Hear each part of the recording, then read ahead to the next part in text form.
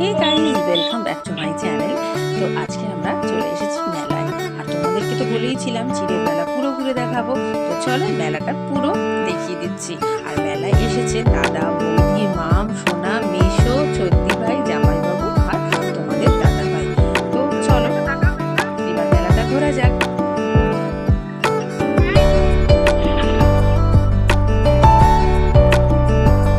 তো প্রথমেই কিন্তু আমি চদ্দি ভাইদেরকে ঠাকুর দর্শন করিয়ে নেবো।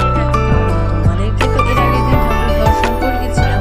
আর চদ্দি ভাইরা যেহেতু আজকে প্রথম দিন এসেছে, তাই ওদেরকে আগে ঠাকুর দর্শন করাবো, তারপরে কিন্তু মেলাটা ঘোরাবো। তো আজকে এদিক থেকেই গাড়ি নিয়ে আমাদের ঢুকতে হয়েছে, কারণ ওই দিক থেকে এতটাই ভিড় যে ওদিক থেকে গাড়ি কিন্তু ঢুকতে দিচ্ছিল না। তো এখনো পর্যন্ত এখানে ফাঁকাই আছে। যত মেলায় ভিতরে প্রবেশ করবো তত কিন্তু বেশি ভিড়। মেলাতে ভিড় হবে না সেটাও তো ভালো লাগে না, তাই না?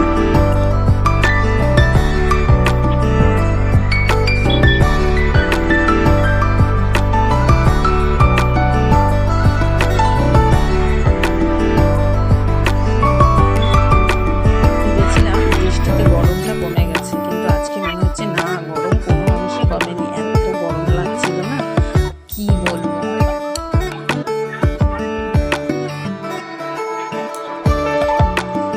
তো এই যে আমি ছোট ভাইদেরকে ঠাকুরটা দর্শন করিয়ে নিলাম।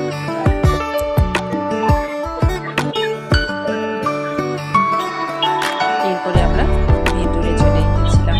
আর ভেতরে বসারও জায়গা আছে, আর এত সুন্দর, একটু রেস্ট নেওয়া যাবে।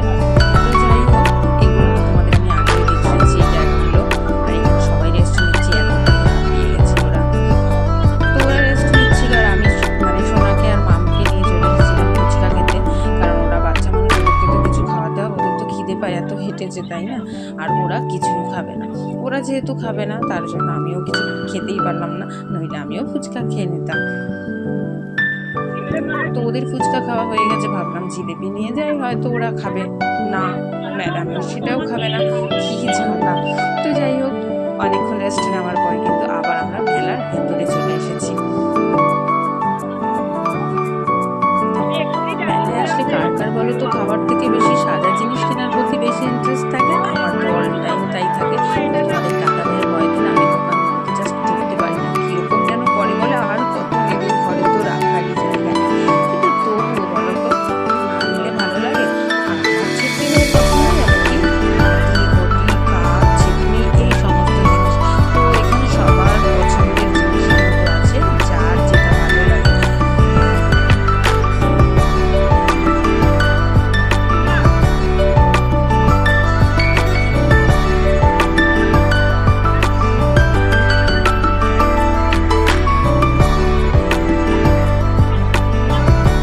এই হচ্ছে আমার ভালোবাসা। তো কত রকমের কালেকশন দেখো, জাস্ট দারুণ দারুণ কালেকশন এখানে আছে।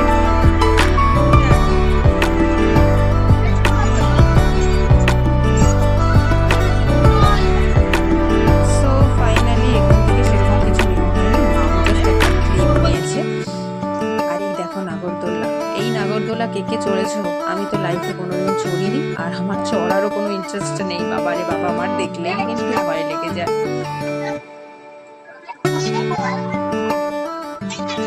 তো এই হচ্ছে ছদ্দি ভাইয়ের পছন্দের দোকান, দেখো কি কি নিচ্ছে। ছাঁকনি, ঝুড়ি, সাবান, কেস, কাপগুলো যদিও আমার জন্য নিয়েছে। তো এরপর কেনাকাটা করার পর আমরা খেতে চলে এসেছি। নেওয়া হয়েছিল দই বড়া আর পাপড়ি চাট। আমরা কিন্তু সবাই মিলে ভাগাভাগি করে খেয়েছিলাম, কারণ কেউই এখানে খেতে বেশি